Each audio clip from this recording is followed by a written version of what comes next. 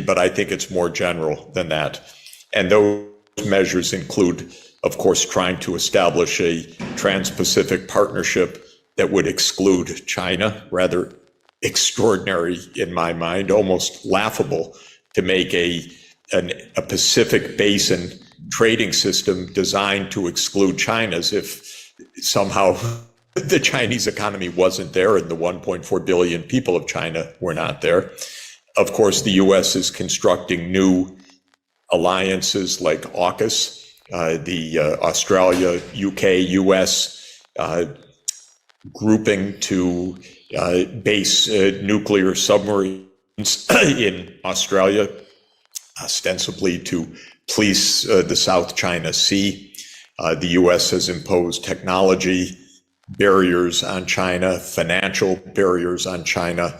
The U.S. has targeted leading Chinese enterprises like Huawei and ZTE. The U.S. is going after TikTok, and now it's going after the cloud services of Alibaba and other major tech companies in China. So why is it doing this? In my view, it is mainly a misguided and a dangerous approach to try to maintain U.S. predominance over China. I think that it is both wrongly directed and almost sure to fail because China is a very successful society and successful economy with a lot of dynamism, with a lot of scientific and research capacity, with a lot of friends around the world. And the U.S. idea of dominance is not very attractive to most of the world. Most of the world would like good relations with the U.S., but not a U.S. that is dominant. I don't know of countries that are willing to make sacrifices for U.S. dominance other than the close U.S. allies.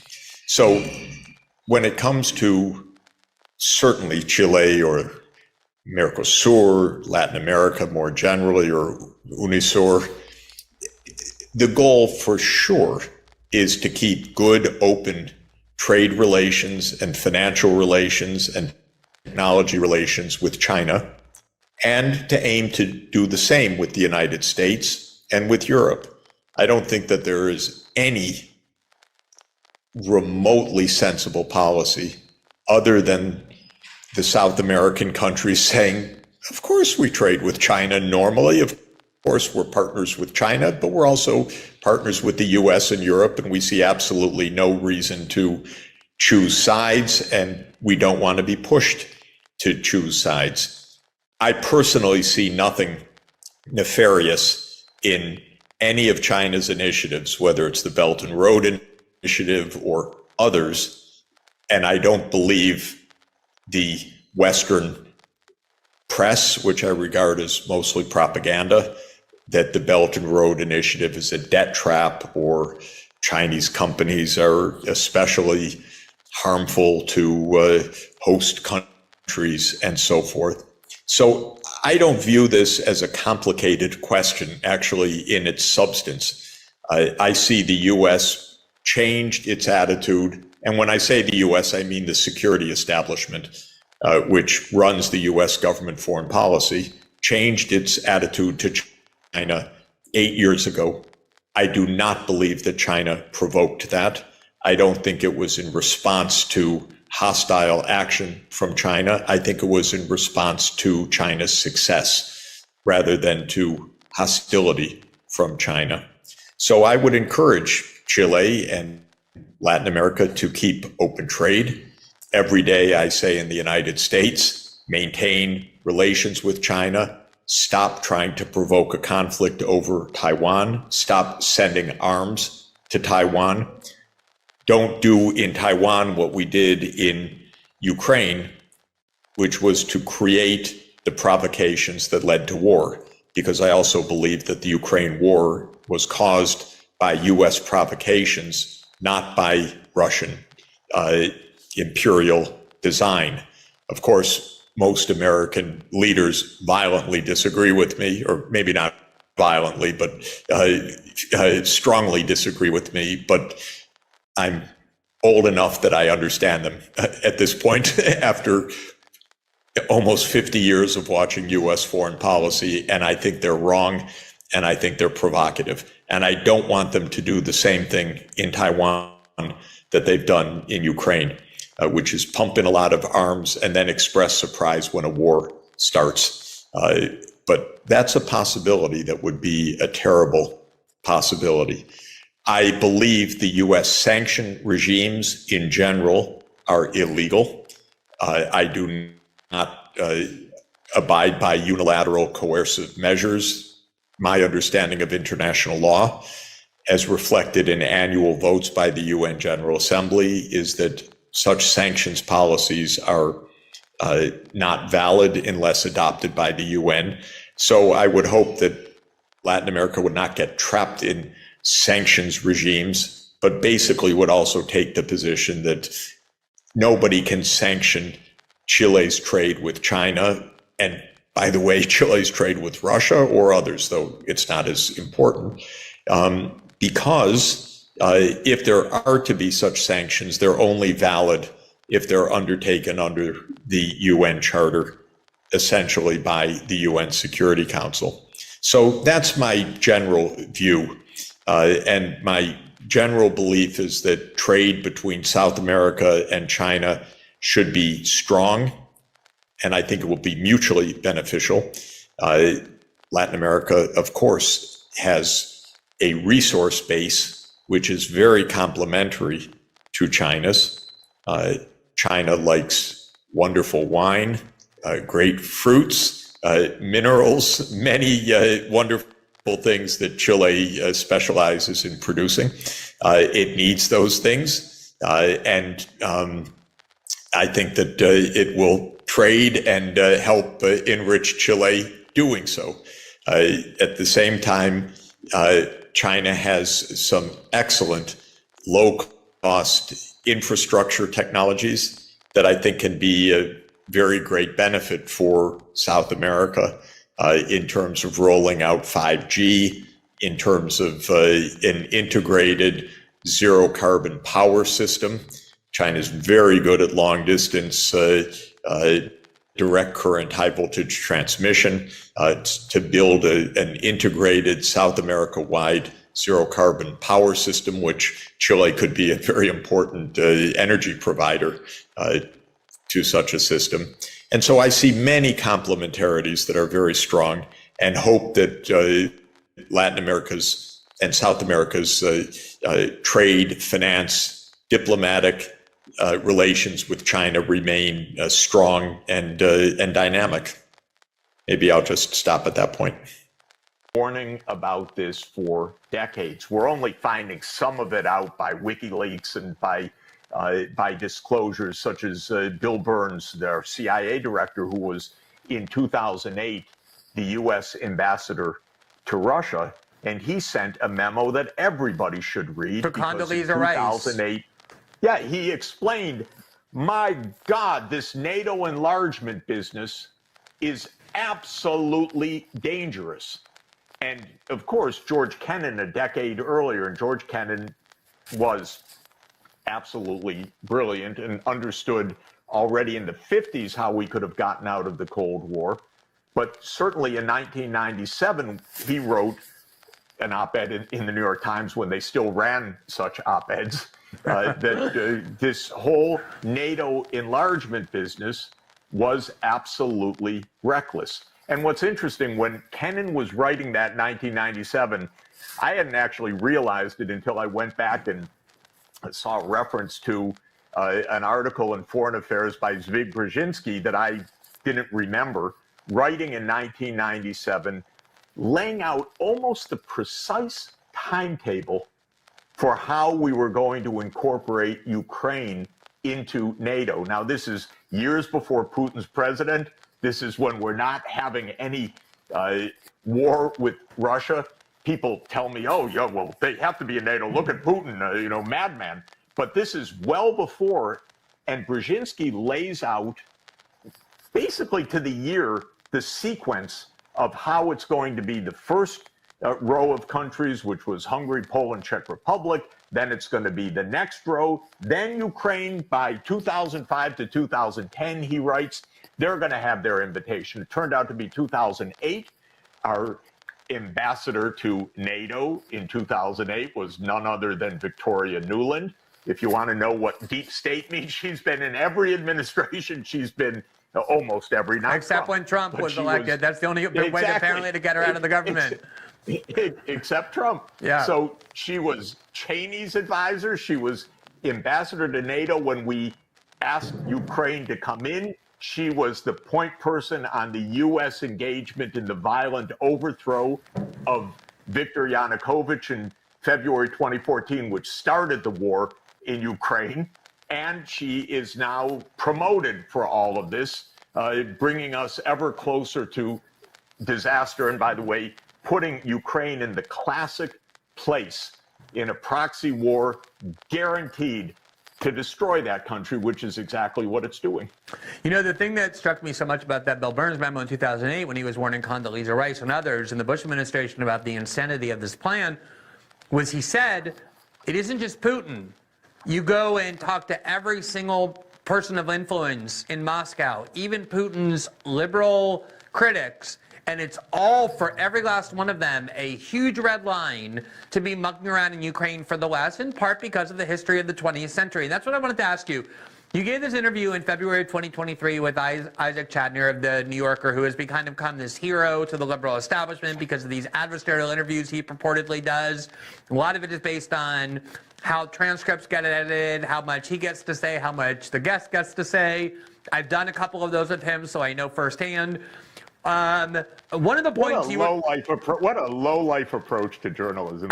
Completely. I mean, mine I felt ended up being pretty fair, but I've seen him done incredible hatchet jobs with others, including yours, because one of the points you kept trying to make was that the premises of his questions embedded in them, they were almost like, when did you stop beating your wife questions, were so misguided because he was distorting the history of the conflict, in part by thinking the war began either in 2022 or even in 2014 with Crimea, and you kept pointing it out, actually the start of the war is 2013 with this change of government that he was shocked you called a coup, or even before with NATO expansion, even before it got to Ukraine. So talk about those parts of the history that the New York Times, the New Yorker editors didn't allow you to have included in that article, and why you think that history is so important to understanding how we're being propagandized about the conflict now. Well, it's a little amazing to be the New Yorker of all places. Okay, maybe I shouldn't say of all places, but Remnick's New Yorker is absolutely neocon, beginning to end. The New York Times is completely neocon. I don't know if they would be, by the way, if I can't figure it out if it's just anti-Trump, pro-Biden, or they really believe the stuff that they say, but they're absolutely unwilling to listen or to learn a fact. The thing that surprised me about Chotiner was just how he knew nothing and kept making aggressive assertions. And when you tried to say something, it was just snark. So it was a really weird experience. Well, he's playing to that audience that loves it. Like, you know, they assume all of his assumptions that he's getting from the New York Times. That's the full extent of their worldview. You kept trying to inject an alternative historical understanding, but it never made it into the article, which is why I'd love for you to offer it now about the importance of 2013 and that change of government, and even kind of going back to when NATO started expanding after the reunification of Germany eastward toward the Soviet or toward Russia. Well, you know, I posted a piece on Common Dreams, which people can take a look at to get a lot of the hyperlinks and a lot of the underlying data and evidence. But this story really goes back 34 years. It goes back to 1989, 1990. The U.S. and Germany were both very clear to Gorbachev, who was a godsend for the world, by the way, because he really was a man of peace, and I was profoundly honored to try to help him on the economic side, though the White House was having none of it at the time. But in any event, Gorbachev believed in peace, and he unilaterally disbanded the Warsaw Pact, which was the Soviet side NATO. And Baker and Hans-Dietrich Genscher, the German foreign minister, repeated time and again to Gorbachev, and in many, many different forms, and so did the NATO Secretary General and others, we will not move NATO 1 inch eastward. We won't do it. Now, I spoke to a wonderful historian who is working on this right now, who tells me that in the archives he's come across in 1992, not only the plans for NATO expansion, but Ukraine already on the list for NATO expansion in 1992, when supposedly in the public there is no such thing as NATO expansion at all. But remember 1992, that was Cheney, Wolfowitz, and Rumsfeld in the Bush senior administration. I thought, what could be worse? Well, we kept learning things can get worse. Right. Even in the Democratic Party, the love affair with the so-called liberal hegemony. I don't know what the liberal part is, but I know what the hegemony part is. That has been Nuland's thing, and of course her husband Robert Kagan's thing for decades. This has been underway since the early 1990s. Now, the Russians have been saying, and Gorbachev said, don't move eastward. We want peace. We want openness. I was actually advisor to Gorbachev. I was economic advisor to Yeltsin. I was economic advisor to Leonid Kuchma, first president of independent Ukraine. I've seen all of these people. You know what they wanted? They wanted normal life. They wanted to stop the Cold War. They did not want crazy things. They wanted normalcy. And we wouldn't give it. What we said, normalcy, yeah, that's U.S. hegemony. That's U.S. indispensable power. That's U.S. we do what we want anywhere we want when we want it. And that has been the story all along. And frankly, I couldn't imagine it at the time because I was watching with my own eyes as a young guy. Suddenly, the world had a chance for peace. And peace didn't mean U.S. global hegemony. Peace meant normal cooperation, but we couldn't accept the deal of just being normal and cooperative. We had to say, now we lead on everything. And that's been the story since the beginning. Now, there are many steps to it. Clinton was the first violator of the promises, and Clinton's so inconsistent on everything, but this is one of the things he was inconsistent on. So the first NATO expansion took place under Clinton, and that was Hungary, Poland, Czech Republic. The next NATO expansion, 7 countries by Bush Jr. in 2004, Latvia, Lithuania, Estonia, Romania, and Bulgaria on the Black Sea. So you had the Baltic states, you had Romania and Bulgaria. You're starting to, right up against Russia. Slovakia and Slovenia. Now, Putin says in 2007, stop already, stop. He says it in a famous speech at the Munich Security Conference in 2007. We don't listen at all. 2008, Bush says NATO is going to enlarge to Ukraine. The European leaders, by the way, were aghast. And one of the European top leaders at the time called me, said, what is your president doing? Of course, European leaders don't say any of this publicly, but they say privately, this is crazy. This is so dangerous. But of course, they were quiet. Bush pushed this through in 2008. Then there was a reprieve for Ukraine. The reprieve was that the president, Viktor Yanukovych, said, look, we're in between two giants. We don't want to be smashed in the middle. We take neutrality. But neutrality was a red flag for Victoria Nuland and her friends. And so at the end of 2013, when demonstrations against the decision that Yanukovych had made to postpone signing an agreement with EU started protests. Believe me, the U.S. covertly and overtly and every other way stirred that up massively. But in January and February 2014, they supported a violent insurrection that overthrew Yanukovych. And of course, notoriously, Nuland was caught on tape, something we don't talk about, but anyone go listen to it. She picked the next leader. She picked the new leader. She's planning the government weeks before the overthrow, calling exactly who would be the prime minister, by the way. It's amazing. But the whole thing is amnesia.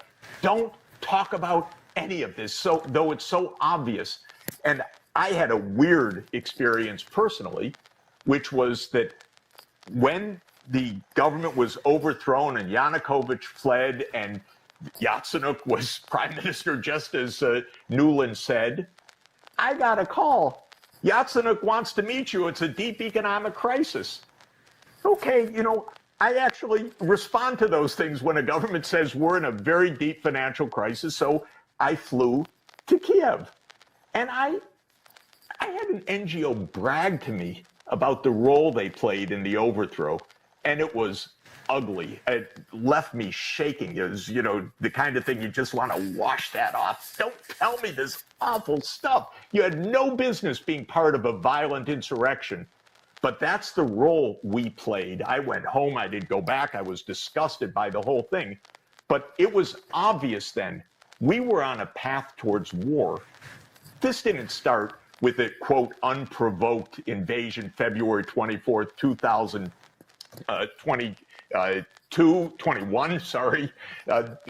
22, excuse me. This started in February 2014, and it started with the U.S. participation in a coup. Commodities markets. Now it's getting into the real, you go to the grocery store, it's into the real economy. And so that's what happens when you print trillions of dollars, which is what we did in 2021, 2022. So you can do it. It's just that you have consequences when you do it. Don't do it and think you're going to get away with it just completely printing money. Lots of governments have tried that for actually a couple millennia. It's called debasing the currency. And you can do it for a little while, but after a while, you better pay your bills. That's the basic point. Thank you. For those of you who just tuned in, I'm Marcy Winograd for Code Pink Radio. I am with the distinguished Jeffrey Sachs, economist, public policy analyst who's been doing this for decades, talking about this debt crisis of anywhere from $24 trillion to $31 trillion, and the betrayal of House Speaker Kevin McCarthy, who promised that he would not deliver a blank check for military spending. And yet, all talk of cutting the military budget has suddenly evaporated during this period in which he is negotiating with President Biden and demanding cuts in Social Security and Medicare, food stamps, and so forth. Jeffrey Sachs. I wish we heard Biden saying, well, at least we'll cut the military budget. I'm not hearing that either. Neither of them. No. Now, Jeffrey Sachs, let's say you're in the White House. You're in the Oval Office. Hard to believe. I'm going to put you there right now. And you're meeting maybe with House Speaker Kevin McCarthy and the Minority Leader Hakeem Jeffries, and you say, look, this is out of control. This debt we have. We need to cut the military budget, slash it. What are you going to cut in that budget? First thing I'm going to say, God, we thought we were going to bluff Putin and so forth, and just NATO enlargement was going to go on, and he called the bluff, and now we're in this ridiculous, horrible, tragic, destructive, expensive war. We're going to tell him, okay, no NATO enlargement, you go home. In other words, we're going to negotiate the end of this, which started with these provocations of overthrowing a neutral government and overthrowing the sanity of not moving NATO right up to a nearly 2,000-kilometer border with Russia and all that. So I would stop the war through negotiation. That would be the first thing. We'd save a lot of money. Second, I would say, look, we just had the accounting by SIPRI, which is the Stockholm Institute that keeps track of who spends what on the military. You know, the United States is spending more than the next 10 countries combined. And I'm talking about China among those countries. We're spending 3 times China's military spending. We're spending more than the next 10 countries combined. Let's get this under control. Then I would point out that we have 800 military bases abroad. China, 1 or 2, depending on how you count, maybe a small one in Djibouti, maybe 1 or 2 others. We have 800. Okay, we don't need 800 for our security. It's not adding to our security, it's adding to our debt enormously.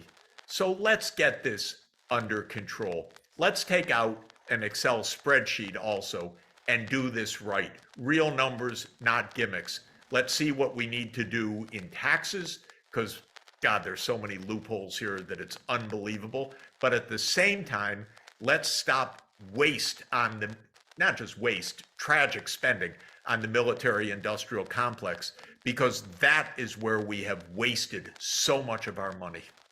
Yes, and when we create, I don't like that word, it has a positive connotation, but when we produce, or the military contractors who are really making a killing off of killing, when they produce new weapon systems, these systems emit tremendous greenhouse gases. So there is that connection, and too often we see environmentalists and peace activists operating in silos. And at Code Pink, we have a War is Not Green campaign because we think it's essential that we integrate these campaigns, because the military is a driver of the climate crisis. The Pentagon is the single largest global institutional emitter of greenhouse gases, consumer of oil and fossil fuels, and too much of that is under the radar. So let's talk about it.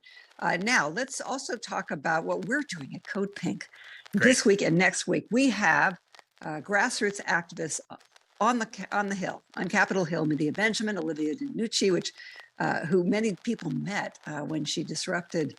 Well, she's disrupted a few times those powers that be that insist on all of this never-ending spending for the military, including Joe Biden. So anyway, they're going to be on Capitol Hill with others, visiting key lawmakers' offices and saying, look, this is our petition. Code Pink is a partner in the Peace in Ukraine Coalition, which represents over 100 organizations. We have a petition calling on Biden, Putin, and Zelensky to support a ceasefire and peace negotiations now.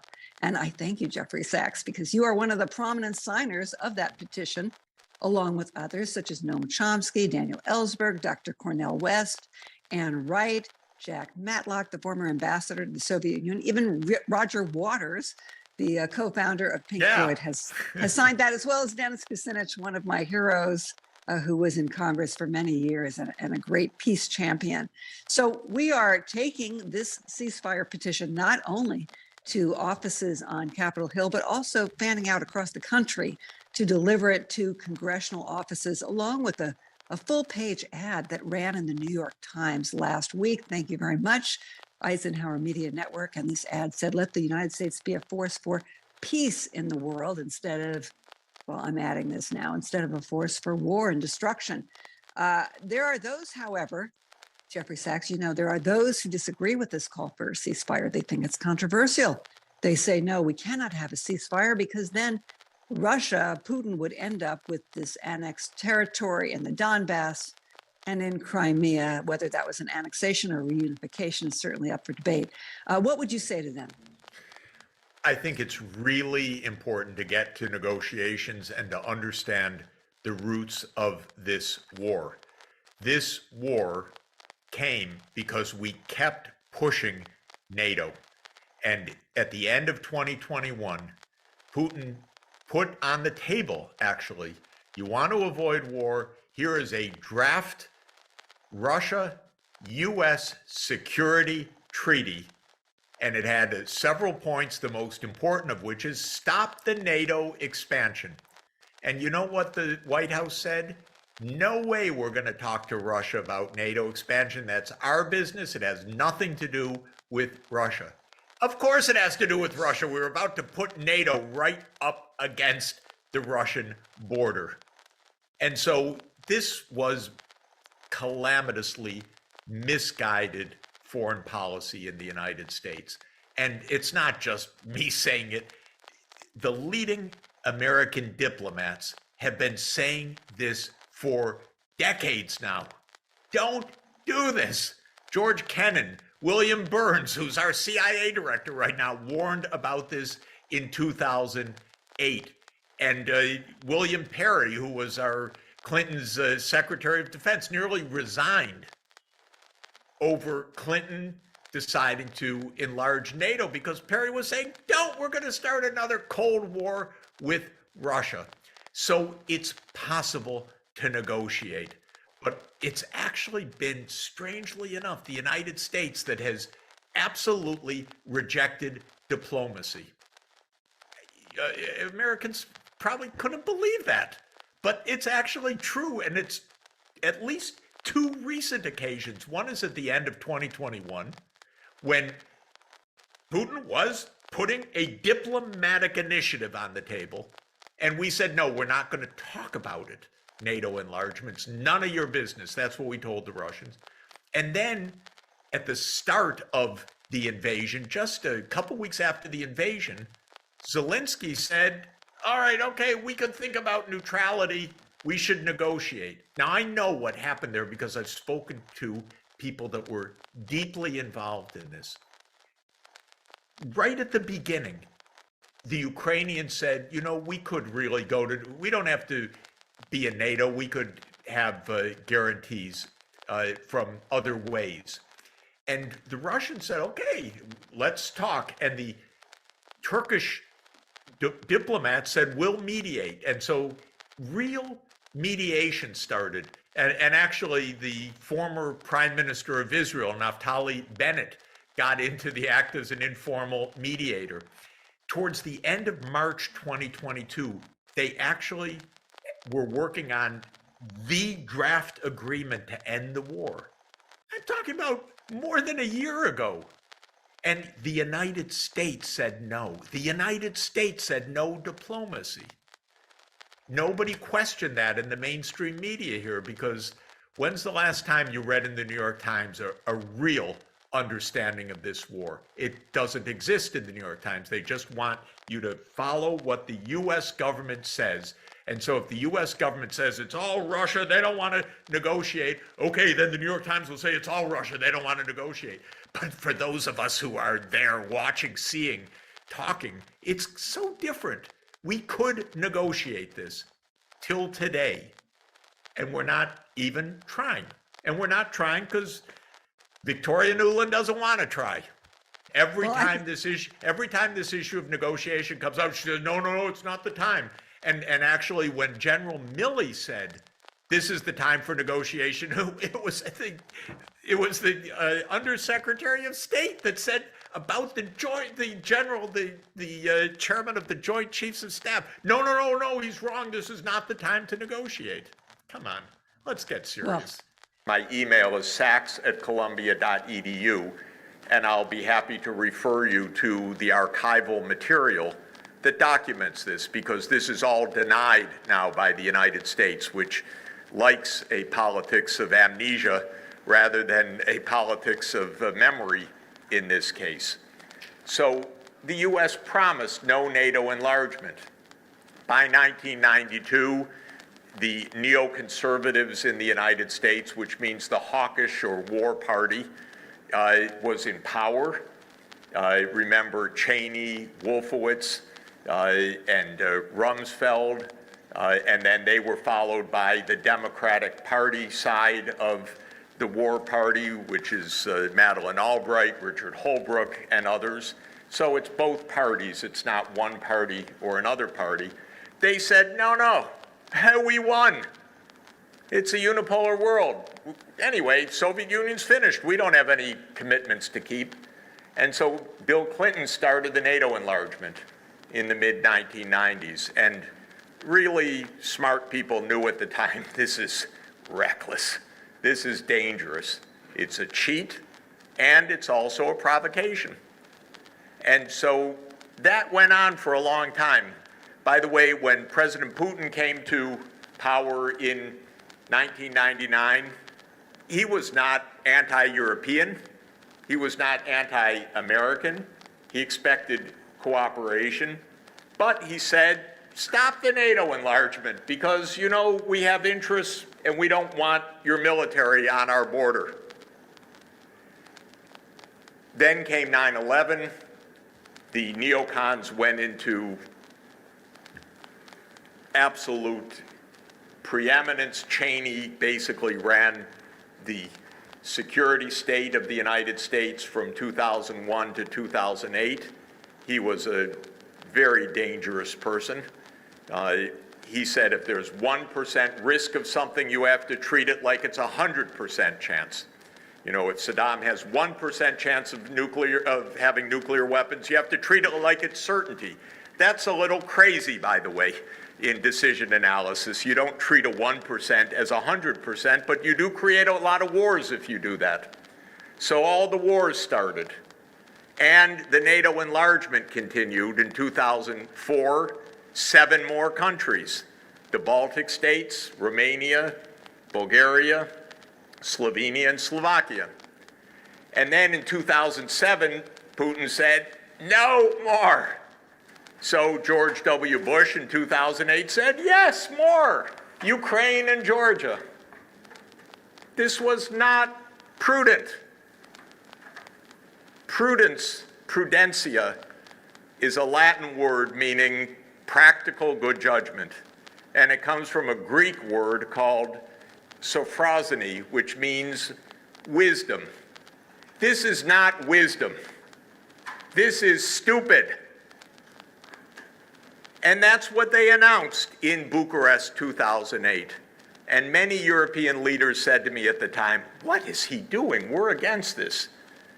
But one thing, this is the continuing slide into this, and I'll just finish with 2 quick points on this. In 2014, the U.S. helped overthrow the president of Ukraine, Viktor Yanukovych. We know it from many means. I know it because I happen to see things that I wish I hadn't seen. But the U.S. was part of this overthrow. Putin didn't like that either, because Yanukovych was actually rather cleverly trying to balance 2 giants. On the one side, the West saying you must do this and you must do that. On the other side, Russia saying you must do this and must do that. And Yanukovych's position was, we're neutral, thank you, we're neutral. That was rather intolerable to the United States. Neutrality doesn't work in the U.S. mindset, because you're either with us or you're against us. And so they helped to overthrow him in February 2014. That's when the war started. And between 2014 and 2021, there was fighting the whole time, but the U.S. put in billions of dollars of weaponry, and the Ukrainians built fortifications along this line that we're seeing the front line. That didn't just start a few months ago. That was 8 years of fortifying the eastern Ukraine with American finance and know-how and weaponry. So at the end of 2021, after Biden had come into office, Putin said, look, you crossed every red line, but our red line is NATO stops its enlargement. You stop trying to get military bases on our borders. You stop putting weapon systems that can hit us in a few minutes, and we discuss it. And the White House answer was, nothing to discuss. And we're certainly not going to talk about NATO enlargement. And then the war, the invasion came on February 24th, 2022. So if ever there was a series of missed opportunities over 30 years to avoid a conflict, this is it. And that's why I'm deeply unimpressed by an analysis that said this war started on February 24th, 2022 by an unprovoked attack by President Putin. It's just not true. It started because of a buildup of conflict over a 30-year period and lots of cheating, I'm afraid, by the United States side. And that brings us to our mess right now. So we are, Jeff, where we are right now, and obviously this angle is something that is fiercely opposed by official capital views of the European Union and Washington as well. But the fact of life is that a set of very harsh economic sanctions were imposed on the Russian Federation unilaterally by the United States and the European Union. And as both economist and an intellectual, what's your take on these sanctions? How effective? Those are opposites, by the way, economist and intellectual. Intellectual.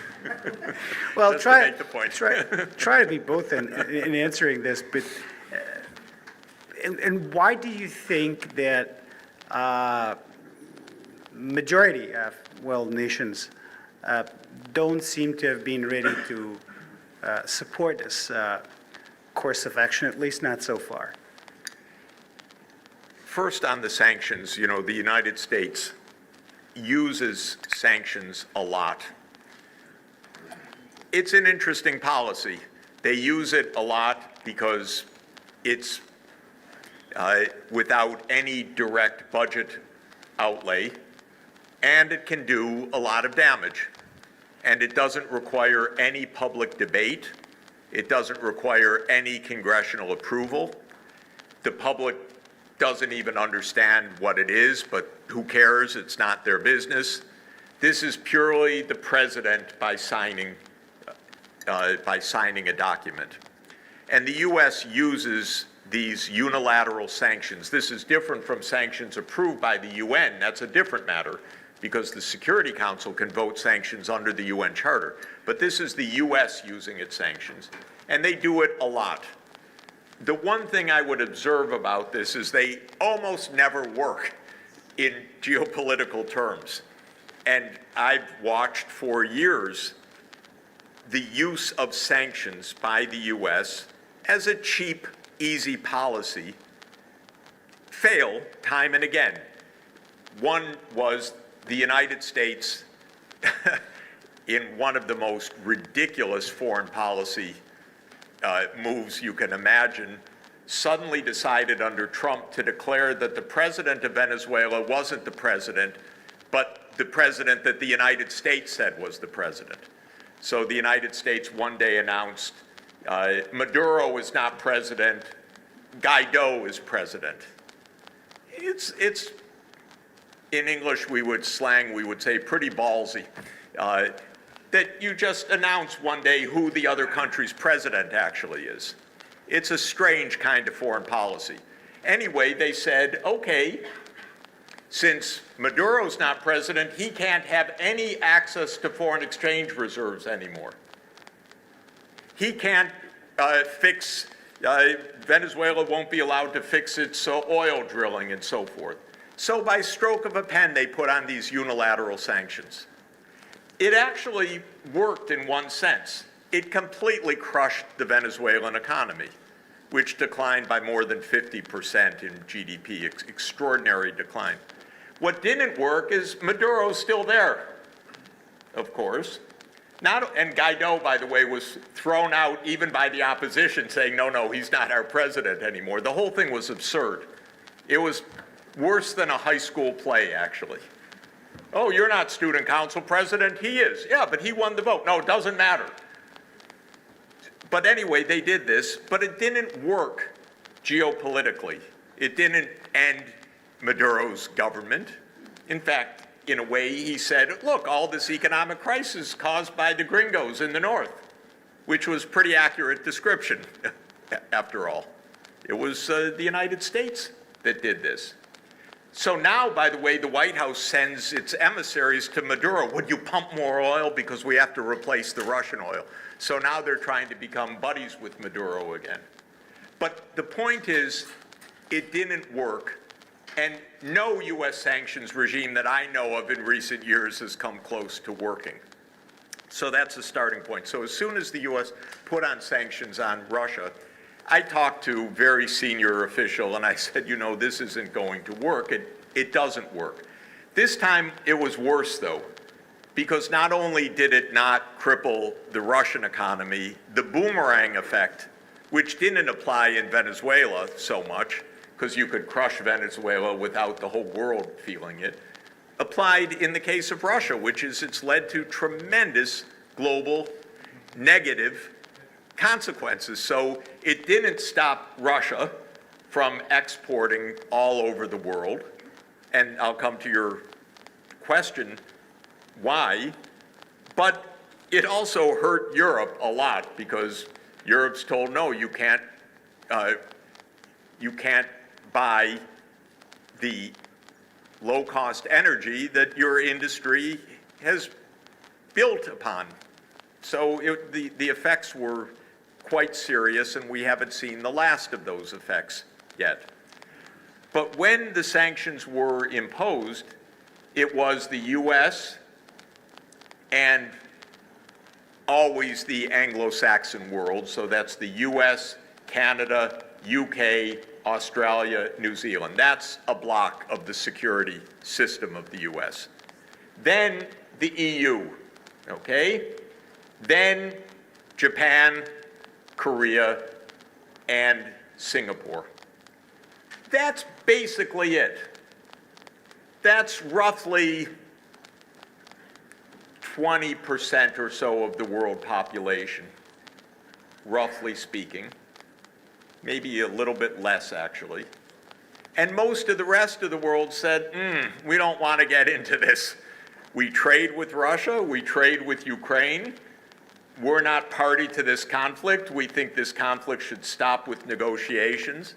And so most of the world does not want this. Of course, a lot of the world's afraid of the US secondary sanctions, but the vast majority of the world doesn't agree with these sanctions and doesn't even agree with the idea that any country can just decide to impose these sanctions, which are illegal in international law, after all. There's no legal basis for one country to say, stop trading with all those other countries. You can't do that. But they're a little afraid, but they don't impose the sanctions. This is the basic reason why Russian economy has done fine during the past year, because China trades with Russia, India trades with Russia, all the Asian countries trade with Russia, the Latin American countries trade with Russia.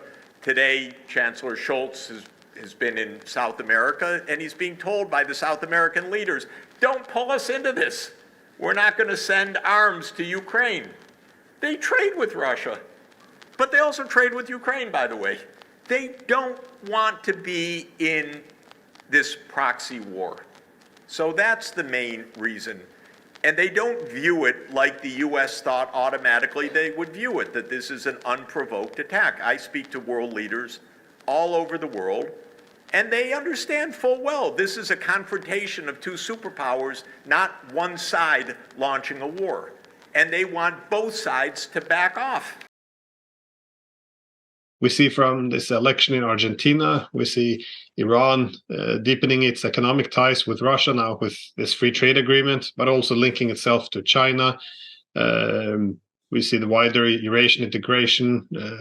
We see now Russia's economic return to the Middle East, as we also in Saudi Arabia and UAE. This is quite putting on a bit of a spectacular show.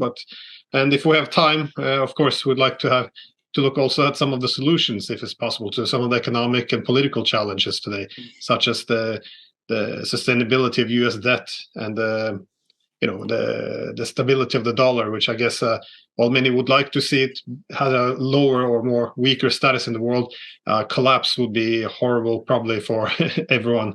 So, but if you don't mind, I thought we could start with Argentina, because for me this case is very strange. A hard time making sense of it. Obviously, Argentina has a lot of problem with inflation and other economic problems, so I can understand the appetite for radical reforms. But the election of Javier Milei is very radical, I think, even radical for Friedrich Hayek and Milton Friedman. So how do you interpret this? Why has Argentina had so many economic problems to begin with, and what do you make of his solutions? Are they accurate solution to this problem? The story of Argentina goes back 2 centuries. This is a very complicated place that has added more zeros to the price level than any other country in the world. Its next door neighbor, Brazil, comes in second. So Argentina, in the course of its 2 centuries of independence, has done everything you can do to money, period. It's had new currencies, old currencies, depreciated currencies, hyperinflations repeatedly, defaults repeatedly. So it's kind of a mystery at some fundamental level why such a well-resourced country, many educated people, a country that was one of the richest in the world a century ago, has been in so much tumult. And when I was studying economics 50 years ago, as I began my freshman year at university, the great economic historian of the day in Harvard University was a man named Simon Kuznets, who invented to a substantial extent the national income accounts, the GDP and the other parts of the national income accounts, and he won the Nobel Prize for it. But he, maybe apocryphally, but the story was that he opened his course each year saying there are 4 types of countries. There are the developed economies, there are the developing economies, there is Japan, and there is Argentina.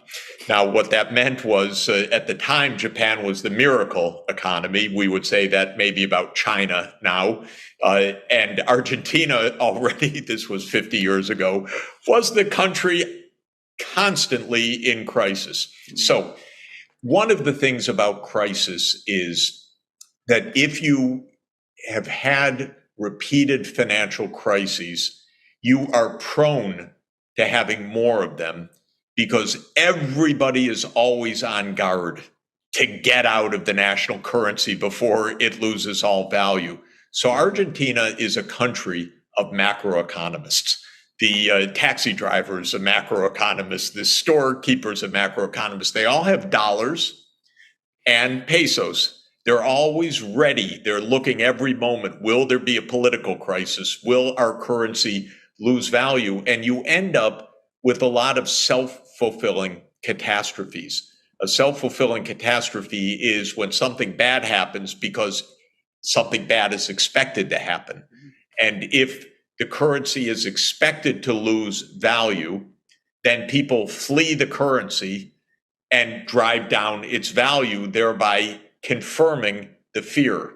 And in certain circumstances, with fragile economies, and Argentina is the most classic case, that fear becomes self-confirming on an ongoing basis. And I can tell you a story. I was trying to help not the previous finance minister, but the finance minister just before him, a man named Martin Guzman, a professional, a very decent man. And he was battling an inflation rate of 40 or 50% per year. And Argentina had a large debt, but actually not, I shouldn't even say that. It had a relatively small debt, but since nobody trusts Argentina, no one would lend it new money. So as the old debt was coming due, a government would normally borrow new money to pay off the old money and keep the debt level pretty much the same. But Argentina has no friends, nobody trusts it. So as the Argentine debt was coming due, everyone wanted to be repaid. Thank you, no more loans. So I was trying to help, since part of my work over the last 40 years has been in economic emergencies, and I helped them negotiate arrangements with their bank creditors, and I helped them negotiate arrangements with the International Monetary Fund. And I said, oh God, this is tough. Nobody believes in Argentina, least of all the Argentines. So after these agreements were reached, I flew to Buenos Aires and I met in a large room with Argentina's poobahs, the powers and shakers. And I said, you know, your situation is not as bad as you think. Your debt is actually not so high. Your need for the central bank to print money is actually not so high. It's just that nobody trusts you.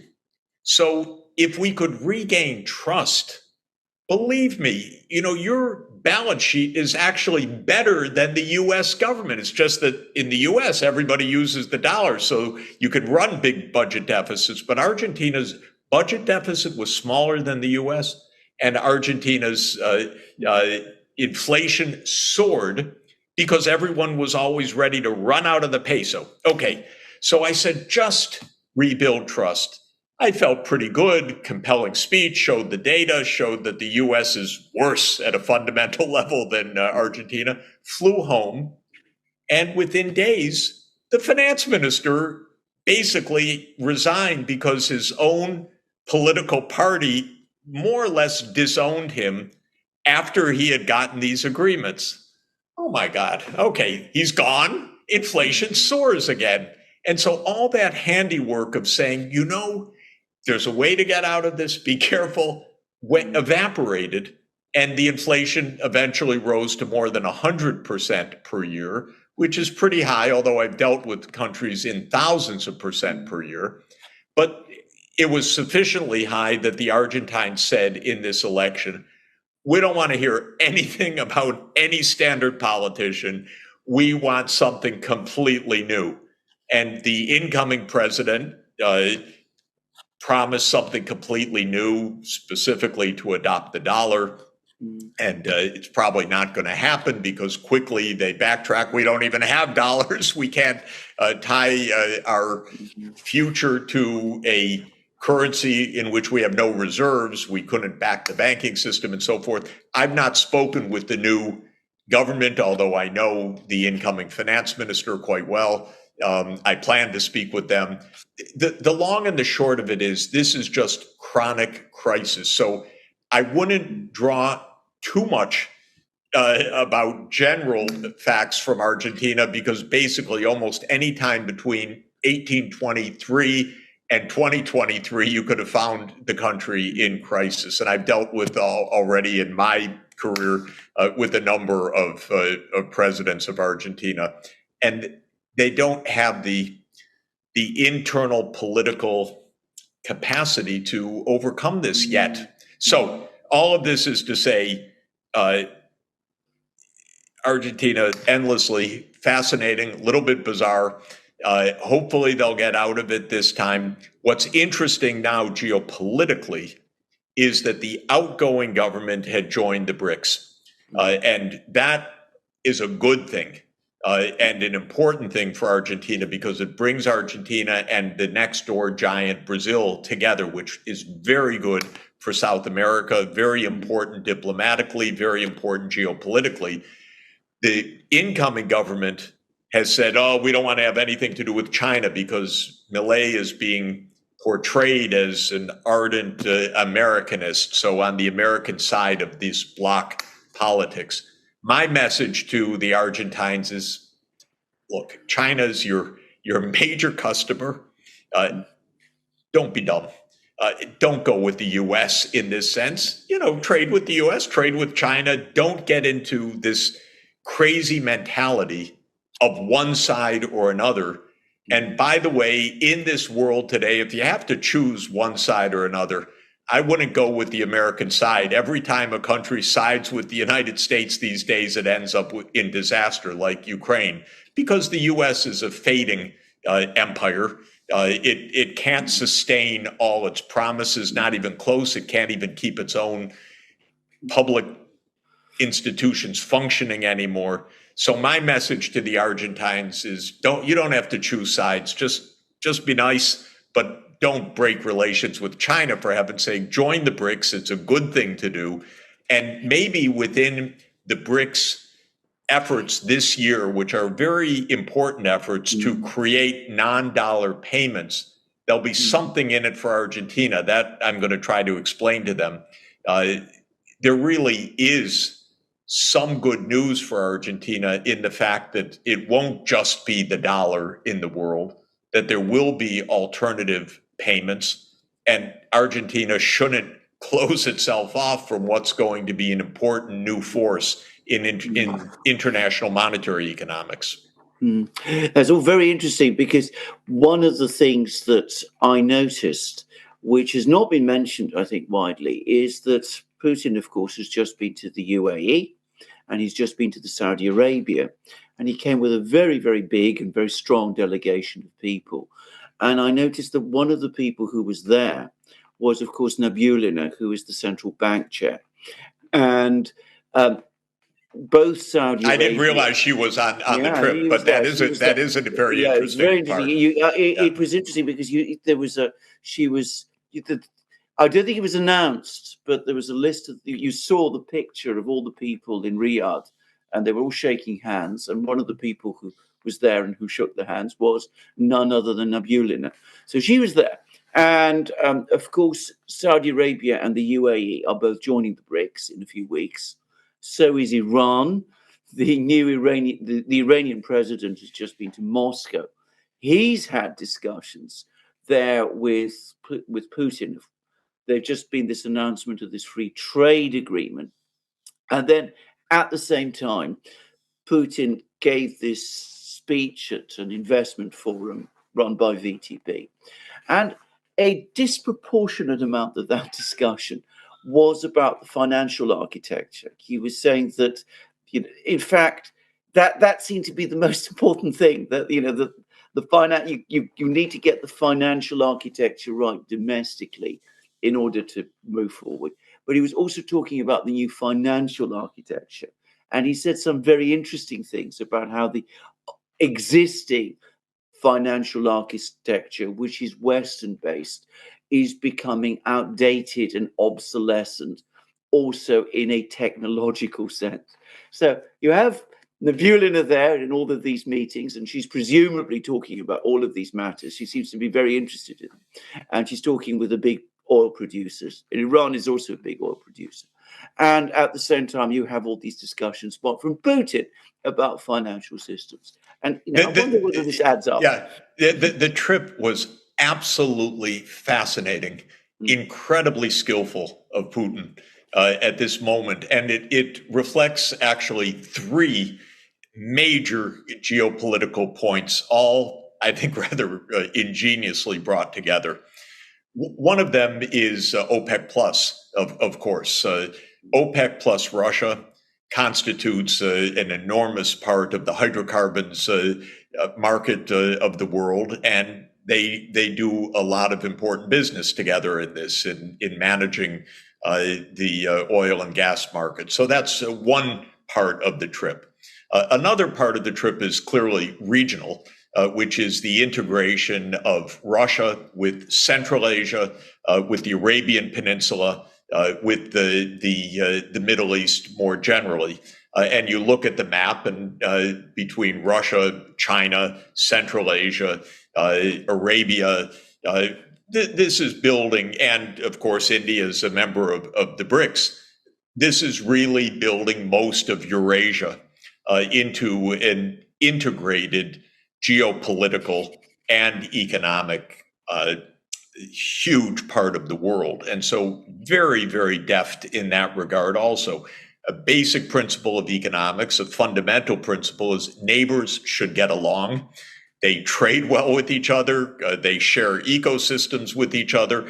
And that's the principle that Putin is following because Iran is a neighbor. The Middle East is a neighbor. This is very smart. And then the third dimension, in addition to the oil and the neighborhood, is, of course, the BRICS. And the BRICS started out as the five: Brazil, Russia, India, China, and South Africa.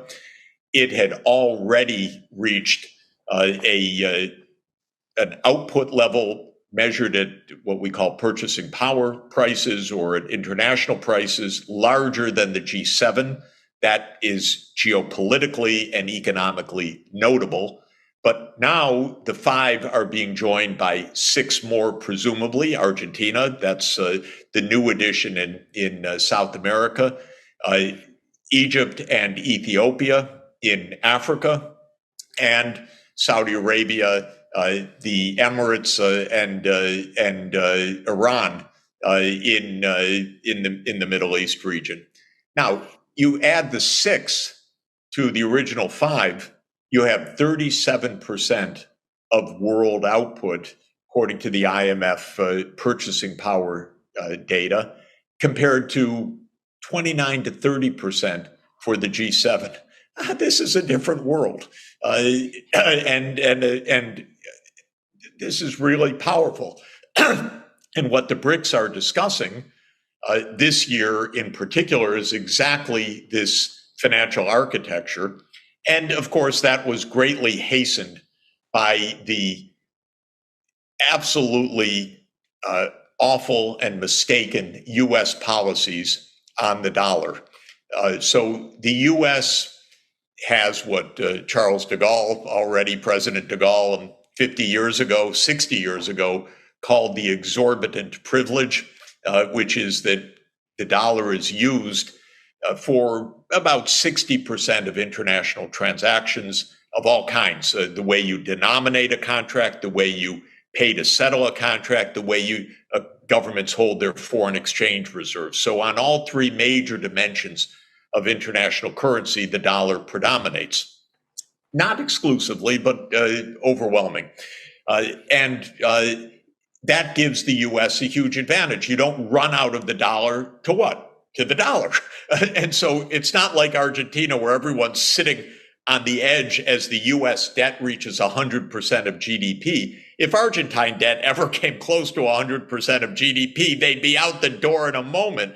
But with the US being the currency of the world, nobody flees the dollar. So that's the exorbitant privilege that you get to borrow. You can pump up the money supply. You get some inflation, but you don't get what Argentina or just about any other emerging economy would get. But the US just couldn't leave good enough alone. It had to weaponize the dollar. And this has really been, it's become an addiction. The US generally is addicted to regime change. The US generally is addicted to a foreign policy that says, I don't like you, I want to replace you.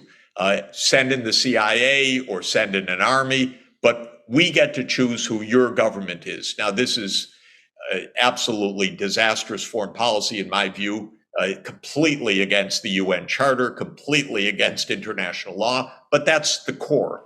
And the US figured out 10 or 15 years ago that it could use the dollar as a foreign policy weapon. And the main way that it uses it is in a very crude way, which is to say, one day, your dollars are now our dollars, thank you. Your dollars literally means you have accounts in US banks or US controlled banks. That's what a dollar is in effect, M2 definition of a dollar. So you're holding dollar accounts in institutions that we control. And what the US has come to do increasingly frequently is freeze the money of other countries, of their central banks, no less, of their state enterprises. And the United States did this with Venezuela. Absolutely absurd, but one day Trump and his minions got the idea that they will declare who's the real president of Venezuela, not the actual president of Venezuela, but they named someone from the Venezuelan parliament as president and said, okay, that guy's president. That actually lasted for a few years. And you could see the power of the United States. It's like the emperor with no clothes. About 40 countries said, now Mr. Guaido is president, not Mr. Maduro, who's actually president. So you could see a measure of the US influence that other countries would follow this nonsense. But in the process, they said, Mr. Maduro's no longer president, because we said so, and he no longer has access to the foreign exchange reserves of the country. We give that to this other one. Well, this is absolutely crazy. Even the IMF couldn't, I shouldn't say even the IMF couldn't figure this out. It doesn't have the gumption to say to the United States, that's ridiculous. So, no, we have a big issue. Who really controls the foreign exchange reserves? So these games went on for years. Of course, with Russia, it's much more serious than that. The United States froze it's estimated $300 billion of Russian financial assets. That's a lot of money, by the way. That was the trick that was going to bring Russia to its knees. It didn't do so, but that's what they thought. You know, we've got Putin cornered, we've got Russia cornered. We'll bring them to their knees by freezing their assets and locking them out of the U.S. banking system, the so-called SWIFT settlement system. Well, Russia quickly figured out, very cleverly, we could trade with China and renminbi, we could trade with India and rupees, a little bit shakier on that front. We can find other ways to transact. And to make maybe a short story long as I have, this year Russia is the leader of the BRICS. The BRICS summit will be in Kazan next October, I believe it is. And so Russia chairs the process, and it's chairing an expert group to come up with non-dollar payments. This is smart. And I kept telling my friends in the US government, don't abuse the dollar. It's going to go away. Because in monetary economics, the first thing you teach is the real economy is the real thing, what you produce, what the factories are. There are many ways to make a settlement, even barter, of course, but there are many currencies you can use. So don't think that your currency brings another country to its knees, because the other country's economy is the real economy, the ability to produce steel, the ability to produce weapons or artillery, the ability to produce automobiles or chips or whatever it is, or oil. And the United States misunderstood that, but really abused the privilege of the dollar. And the dollar will absolutely lose its role in centrality in the international payment system in the coming decade. You know, in monetary economics, just to mention, all my colleagues look at history and say it's a long, slow decline of a currency. And the most famous case is the British pound, which used to be the core of the international monetary and financial system in the 19th century until basically the Great Depression. But the fact is, and so they say, look, the pound hung in there even after Germany was larger, even after the United States was larger, even after Britain's share of the world economy had declined. London remained the center of the international system. But it's not going to happen the same way with the dollar, because it's just too easy technologically to do things differently. And so we will have at least an international renminbi at a minimum playing a big role. And we could have a kind of BRICS, if not central bank, a BRICS monetary fund that serves the role of giving liquidity and credits among the BRICS countries in a way which will mean a non-dollar settlement system.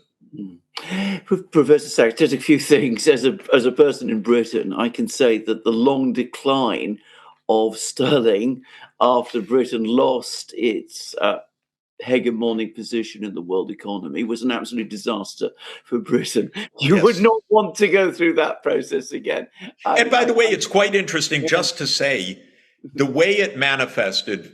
Of course, World War I was awful. The return to gold in 1926 overvalued Britain in the world economy. And Keynes wrote one of his most famous essays in 1926 called The Economic Consequences of Mr. Churchill, who happened to be the Chancellor of the Exchequer in 1926 that put this mistake into place. The 1930s were the Great Depression. World War II, of course, devastating. And the point is, by the end of World War II, Britain had basically gone deeply into debt, even with its own colonies, which became independent countries. And so Britain never quite got out of debtor status again. And it was a very, very heavy, long, painful period. Britain, the center of the world, going to the new International Monetary Fund for an emergency loan. I mean, unthinkable. But, the United States, can you imagine going to the IMF for a loan? It's not impossible. This is exactly what you're referring to. Absolutely, I remember it. I was in London, of course, when it happened. I can remember the Chancellor turning back at the airport, which he had to rush off to Washington to raise funds. And of course, the fact that we had this currency, which was still an international currency, was doing immense damage to the British domestic economy, which I think people don't understand. So in some ways, it might actually be better for the United States, I would have thought, to go through it quickly than have it, drawn out in the way that it was with Britain. I'm not, by the way, saying that's going to happen, and I'm not making those points. But anyway, that's what I wanted to say. If it's a long process, it's a long agony. It's not based on the British experience. So, we will have non-dollar payments in the BRICS. That's clearly high on the mind, not only of President Putin, obviously, but also President Lula, who every day asks, and he's the chair of the G20 this year, as well as being a BRICS member, why are we dealing with Russia in dollars, for heaven's sake? And he's very sensible, very logical, and we will move to new payments arrangements, and they will do just fine, thank you. That will be the real lesson. I want to talk about the big picture, which Ned always bids us to do, and that means the world, and why I believe that we're at a time of a fundamental change of politics. And by politics, I mean all dimensions of collective action. In economics, of course, politics is essentially about meeting public goods. Public goods change over time because of changes in the human condition, in technology, in scale, in the nature of the challenges. Today's challenges are global and regional, and by regional I mean international at a scale typically of a continent. We grew up in the era of the nation state. The nation is no longer a good definition of where the main public goods lie for most purposes, and so we're moving, I think, away from a nation state system to a more complex system of governance. But it's not easy because every institution, such as the UN at the global level, or the EU at the regional level, or ASEAN, is basically still driven by the nation state. That's where the power, the taxation, and the armies are. And so the nation states won't give up their prerogatives easily, though they are the wrong level of aggregation to solve the problems that we have. So a great deal of our global problems are that we're trying to solve global and regional problems or local problems with nation states. That is a legacy of the Western European system. It's anachronistic. We're not over it yet, but things are changing very quickly. So what are some key characteristics of the current era? First, the most important fundamental characteristic is an economic convergence between the North Atlantic region, which led the world economy for the last 250 years, and the rest of the world. Not all of the rest of the world, to be sure, but even the lagging parts of the world, most notably Africa, I believe will have a very rapid catching up in the next decades. So I think convergence is the dominant feature of the world economic scene. This is creating multipolar geopolitics. They'll be nice when you go to Washington, just whisper that, don't say it loudly. Washington still believes that it's a unipolar world. It is delusional. It's creating wars and conflict, but we are in a multipolar world, whether Washington likes it or not. Of course, we're in an era of hyper-rapid technological change, the fastest in history, because we now have machines that make the change for us as well, and we have an acceleration of technological change. All technological pessimism, I think, is a mistake. We have no shortage of technological breakthroughs. Of course, how we use the technologies is quite another matter. Is it AI for drones, or is it AI to solve problems? And we're not quite clear on that. We have, of course, profound environmental crises that are deep, real, intensifying, and at an urgent stage. We're already in the acute phase of human-induced climate change, destruction of biodiversity, massive pollution, which claims many millions of lives per year. We're already in the acute phase. These are all public human-induced climate change, destruction of biodiversity, massive pollution, which we hear wisdom someplace. Thank you. These all require public goods of a new kind at a global, regional, biome, ecosystem scale. And of course, we're grappling with creating that, and we're not succeeding now 51 years after the first conference on environment and economy in Stockholm. We have rapid demographic change, not all bad. The world population is going to stabilize and start to decline in the 21st century. That's a good thing.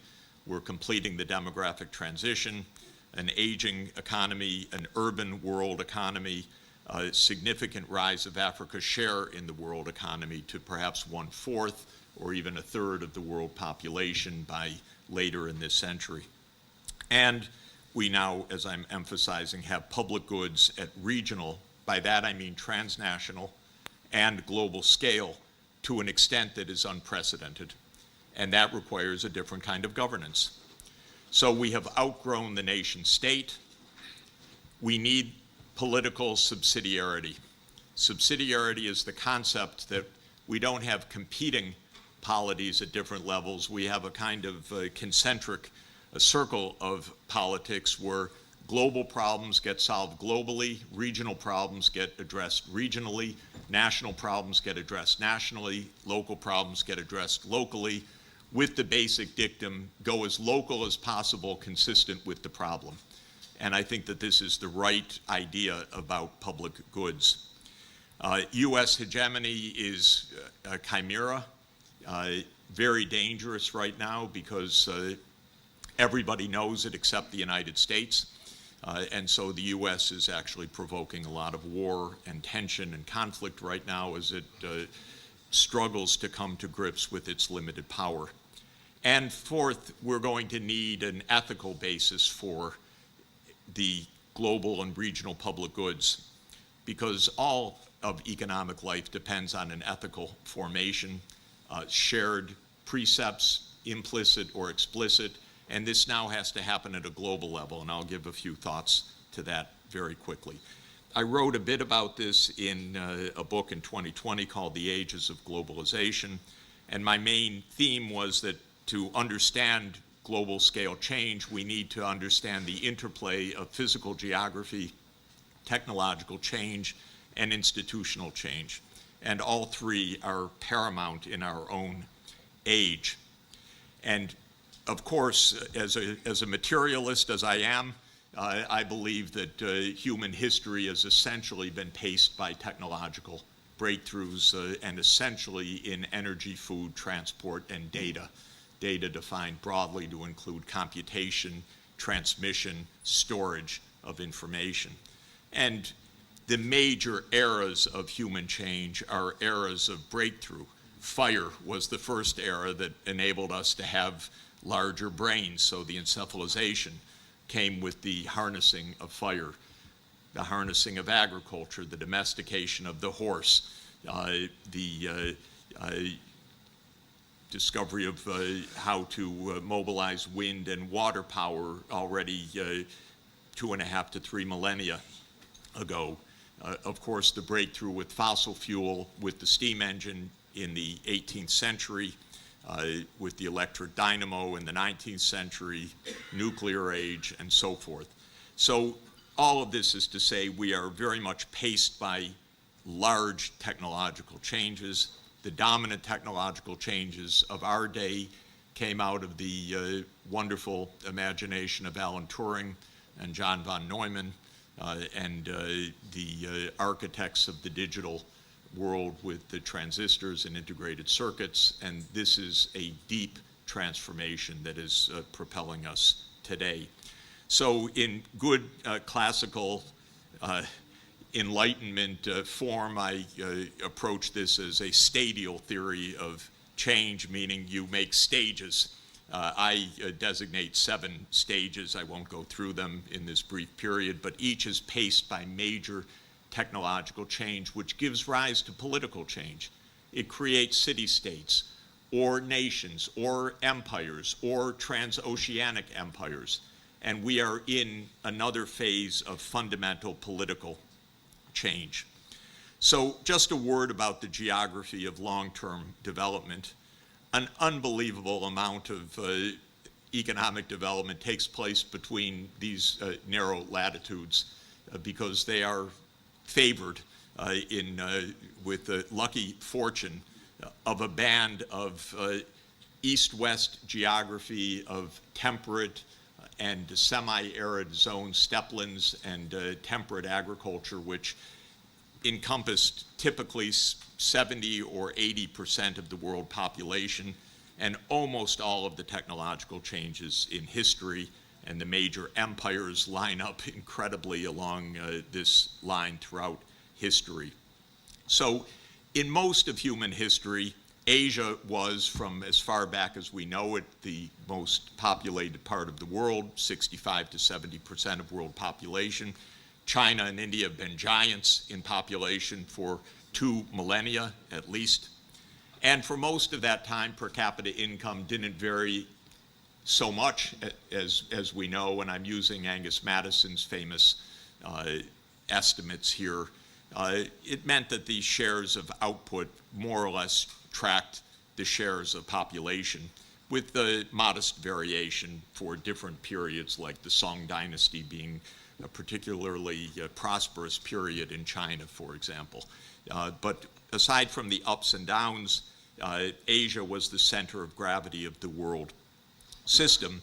Then, of course, this began to change very gradually after the beginning of the 16th century, in the so-called Age of Discovery or Age of Conquest, and it really took off after the end of the 18th century because of the steam engine, fundamentally, the era of industrialization. And since that came to England first, England used that to conquer much of the world. Just to say, as everybody knows, it is the great accident of history that Europe became the first to industrialize and to conquer Asia, because it was absolutely far more likely, I'd say something like 10-1 in favor of China in the 15th century, that it would go the other way. China was very close to discovering the sea routes to Europe and even possibly to the Americas across the northern Pacific. But in 1434, the single worst economic policy mistake in human history was made when the mandarins at the Ming court scrapped the Chinese fleet and just ended what was the mega age of discovery and oceanic transport of the giant fleets of Admiral Zheng He. Absolutely no deep reason for it. It was a catastrophic mistake. The next time the sea routes were opened between Europe and Asia was Europeans going to conquer Asia, not Asians going to explore and trade with Europe. So Columbus and Vasco da Gama.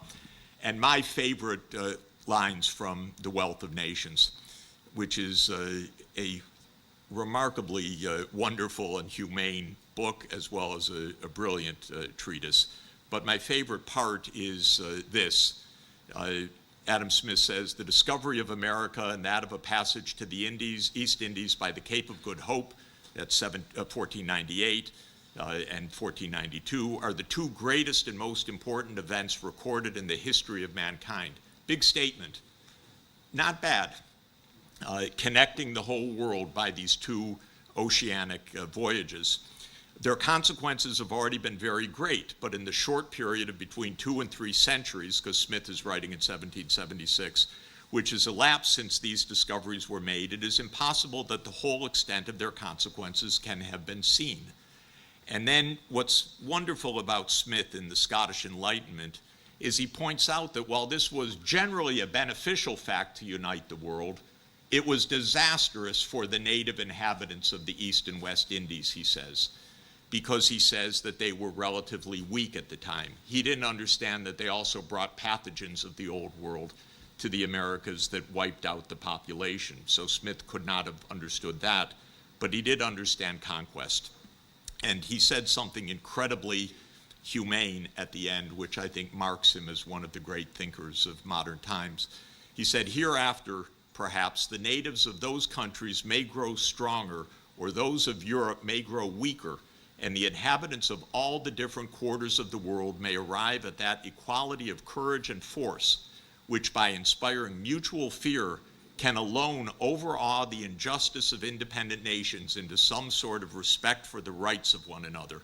But nothing seems more likely to establish this equality of force than that mutual communication of knowledge and of all sorts of improvements which an extensive commerce from all countries to all countries naturally, or rather necessarily, carries along with it.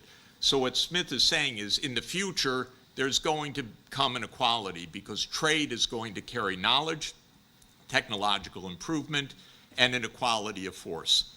Basically, we are 250 years after Smith's writing, and that prediction has come true now.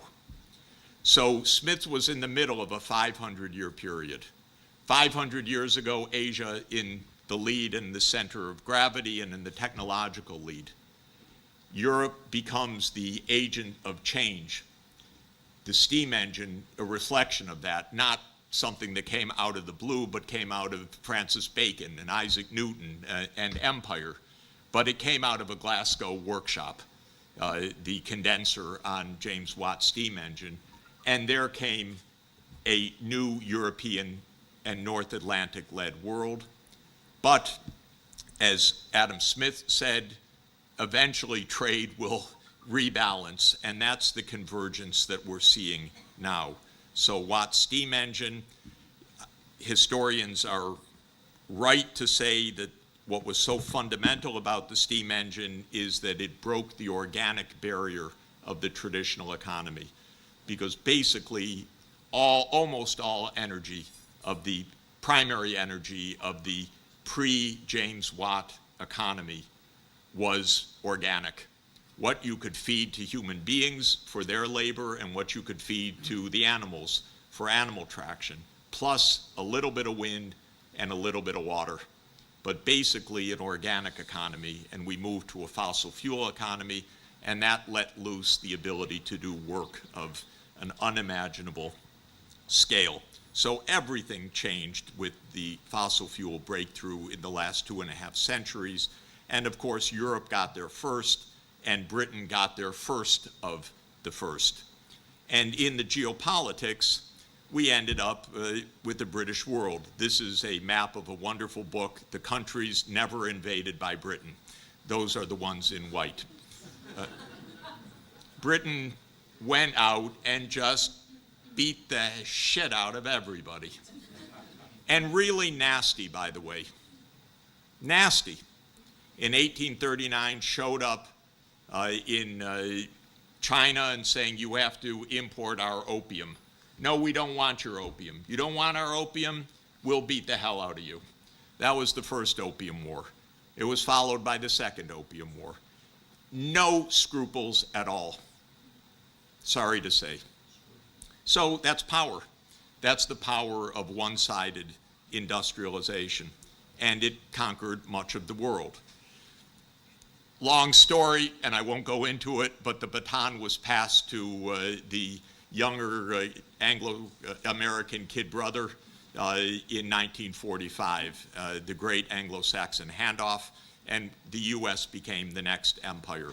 And the idea was that we would dot the world with 800 military bases around the world, and Henry Luce made the sweetest love song to American leaders, telling them this is the American century. That is always captivating. It was captivating to Chinggis Khan. It was captivating to Lord Palmerston. and it has been captivating to American leaders since then also to believe this is your century in the world. It's over, but we still have 800 military bases around the world. I believe the Ukraine war is likely to be America's Teutoburg Forest defeat. Teutoburg Forest was the loss by Augustus Octavian in AD 9 when the Roman Empire tried to cross the Rhine to the east to take over Germania and was defeated. It didn't end the Roman Empire. It just told them, this is a limit, and you're not going beyond that limit. And the United States is going to learn a limit that NATO doesn't just expand at US will. There are limits to that, and that's the painful process that we're in right now. But it's a secret. Don't tell anyone outside. You're likely to be canceled if you do. So the world changed fundamentally after the Second World War. The United States aspired to be the world leader, but something else happened to bring Adam Smith's forecast to reality, and that was the end of the imperial age. If there is one dimension of imperialism that I think needs to be understood, it is that imperial powers do not educate the natives. And if there's one dimension of economic development that needs to be understood, it is that education is the absolute central feature of development. Because without education, nothing else can happen. And so the European imperial powers left the world illiterate, left their colonies basically illiterate. At the end of the colonial rule, the first thing that happened was mass education. We're still not there yet, but this is the most fundamental breakthrough that happened after World War II, the end of the colonial imperial era, and the United States does its empire in a different way through regime change operations, so it's not exactly the same as the occupation imperialism. But what countries got with their sovereignty was the ability to educate their people. And this has led to economic convergence. Just to show you the gaps, the peak of North Atlantic power was 1950 compared to the rest of the world. 56% of the literate world in 1950, roughly by my calculation, was in the North Atlantic region, meaning Western Europe, the United States, and Canada. Now it's 13% of the literate world. 60% of world output was in the North Atlantic region. Now it's 33% at purchasing power prices. 53% of all urban residents were in the North Atlantic world in 1950. Now it's 14%. The world's converged. Urban, literate, technologies have spread. Adam Smith was right that trade was actually the fundamental carrier of this. It was when China opened up that the acceleration of technological change came so fast to China. It was Japan that invented this process of rapid infusion of technology in the Meiji Restoration in 1868, and then again after World War II in its rebuilding. So we now see that Asia and the North Atlantic regions have crossed paths, again, using Madison's data updated by IMF data. The North Atlantic was the dominant power until this gap started to close in 1950. And by around 2010, Asia is now larger than the North Atlantic region. This is the real change of the world. We know that the BRICS, even before the recent expansion to 6 more countries, were already larger than the G7. That's a transformed world. And China, of course, overtook the US in GDP measured at purchasing power parity around 2014. But China is still much poorer per capita, maybe a third, but with more than 4 times the population. So this is the reason that China is a larger economy. So I want to argue very briefly that we're in a new age which I call the age of sustainable development. We're there in part because the scale of economic activity and a population 10 times the size of when Thomas Robert Malthus wrote The Principles of Population in 1798. which was then about 900 million people, and today 8 billion people, now has put so much pressure on the physical environment that we are in urgent need of global public response to climate, biodiversity destruction, loss of ecosystem functions, and so forth. And the world adopted goals addressed to this. It's fitfully trying to achieve them. Today at the UN, this very day, is the midpoint review of the Sustainable Development Goals. They're way off track, nice objectives not being achieved, mainly because the United States and other rich countries don't care at all about it. And so the world governance is not organized to achieve these goals at this point. But these goals are the real global goals and needs. So we have a very perilous moment because we have arrived at multipolarity. And as Adam Smith talked about, that balance of awe and equality of force to create justice, that's a delicate, difficult transformation. And just to say, there are several different theories of what's going on right now. Robert Kagan, whom you may know as our chief neocon ideologue and the husband of our acting Deputy Secretary of State, Victoria Nuland, believes that American hegemony must rule and will continue to rule.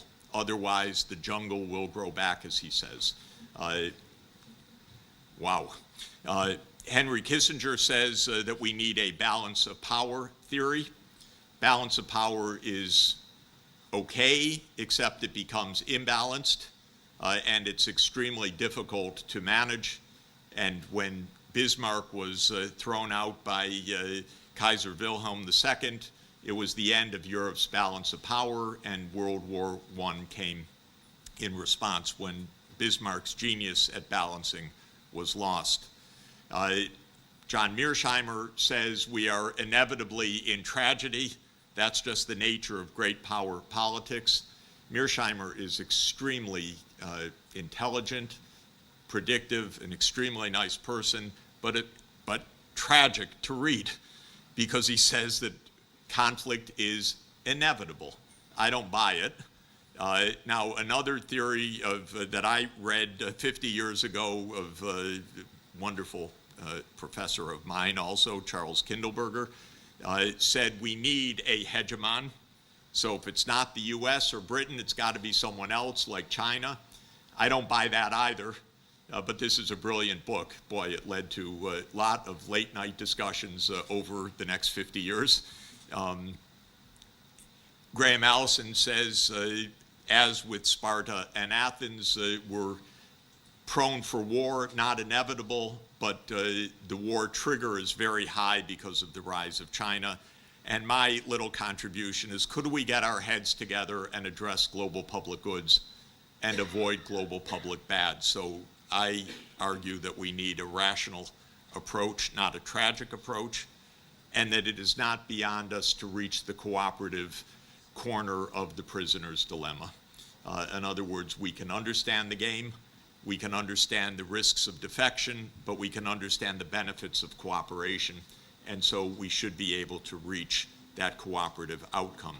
So I would argue that we need a new geopolitics and a new ethics of sustainable development. I often refer to President Kennedy's inaugural address when he said, "The world is very different now, for man holds in his mortal hands the power to abolish all forms of human poverty and all forms of human life." So what hangs in the balance is something extraordinary. We could achieve SDG 1, end poverty, or we could blow up the world. And what is absolutely incredible is how this is in the hands of a very few people. That's what's incredible. And by the way, my takeaway from Oppenheimer was what a bunch of geniuses that invented the bomb and what a bunch of dolts who use it or decide about using it. This is our paradox. It took the greatest geniuses of the age to understand nuclear fission and how this could be created. and then it fell into the hands of the everyday person who might not have the imagination to keep us away from global disaster. That's technology, by the way. Technology is often created by geniuses and used by all of us. And that is the real issue that Plato was wondering about already in the Republic 2,350 years ago. How do you make the rulers know what to do? He said you have to raise them from birth for that purpose. So there are crucial public goods at regional and global scale. This is something new. Regional scale, like the European Union or ASEAN or African Union, this is something new, how important this scale is. And global scale is almost unprecedented in human history. We had global trade, we had interconnectedness, but global public goods, not so much. Now we are with the center of global public goods, but institutions in the hands of nation states. Why? Weird. So I believe we need new kinds of global governance and ethics, and I think the Universal Declaration of Human Rights is a good place to start. We're in the 75th anniversary this year, and I believe that we can even find a common wisdom, which I call the ABCs of ancient wisdom, Aristotle, Buddha, and Confucius. They all, by the way, were virtue ethicists.